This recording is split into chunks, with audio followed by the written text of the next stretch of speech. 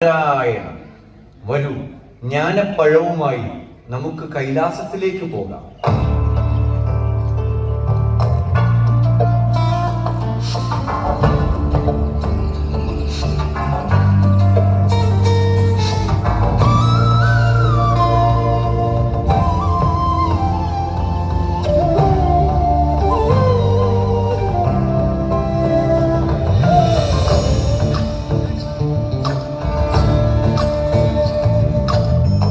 ಚಂದ್ರಚೂಡ ಶಿವಶಂಕರ ಪಾರ್ವತಿ ರಮಣ ನಿನಗೆ ನಮೋ ನಮೋ. ಚಂದ್ರಚೂಡ ಶಿವಶಂಕರ ಪಾರ್ವತಿ ರಮಣ ನಿನಗೆ ನಮೋ ನಮೋ. ಸುಂದರತರ ವಿರಾಗಧರ ಸುಂದರತರ ವಿರಾಗ ಗಂಗಾಧರ ಗಜ ಚಾರ್ಮಾಂಬರಧರ ಗಂಗಾಧರ ಗಜ ಚಾರ್ಮಾಂಬರಧರ ಚಂದ್ರಚೂಡ ಶಿವಶಂಕರ ಪಾರ್ವತಿ ರಮಣ ನಿನಗೆ ನಮೋ ನಮೋ.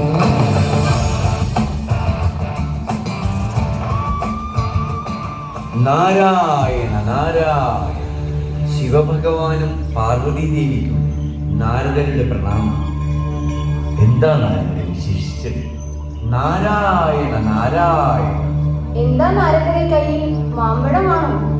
നാരായണ നാരായണ ദേവി, ഇത് ജ്ഞാനത്തിന്റെ പഴമാണ്.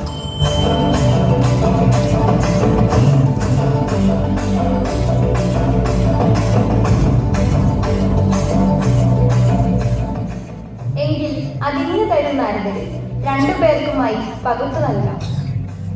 ദേവി, ഇത് ആർക്കും പകുത്തു നൽകുവാൻ കഴിയില്ല. നാരദ, അതിങ്ങ് തരും. പന്തയം ജയിക്കുന്ന ആൾക്ക് മാമ്പഴം നൽകും. ആദ്യം ആരാണോ ലോകം ചുറ്റി വരുന്നത് അയാൾക്ക് ഈ മാമ്പഴം നൽകും. പിതാവേ, ഞാൻ തയ്യാർ. പിതാശ്രീ, ഞാനും തയ്യാർ.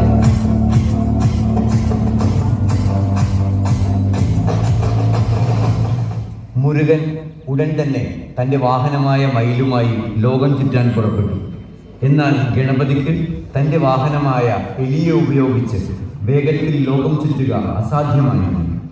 ബുദ്ധിമാനായ ഗണപതി ഒരു തന്ത്രം പ്രയോഗിച്ചു. അദ്ദേഹം തൻ്റെ മാതാപിതാക്കളായ പരമശിവനെയും പാർവതിയെയും വലം വെച്ച് പറഞ്ഞു, നിങ്ങൾ തന്നെയാണ് എൻ്റെ ലോകം.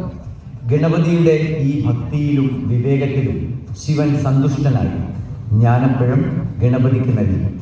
ലോകം ചുറ്റി തിരിച്ചെത്തിയ മുരുകൻ മാമ്പഴം നഷ്ടപ്പെട്ടതറിഞ്ഞ് കോപാകുലനായി മാതാപിതാക്കളോടുള്ള ദേഷ്യം കാരണം അദ്ദേഹം കൈലാസം വിട്ട് ദക്ഷിണേന്ത്യയിലേക്ക് പുറപ്പെട്ടു. അങ്ങനെ അദ്ദേഹം തങ്ങാൻ തിരഞ്ഞെടുത്ത സ്ഥലം ഇന്നത്തെ പഴനിയാണ്. ഇവിടെ എത്തിയ മുരുകൻ ഒരു കുന്നിൻ മുകളിൽ തപസ്സനുഷ്ഠിച്ചു. അദ്ദേഹത്തിൻ്റെ കോപം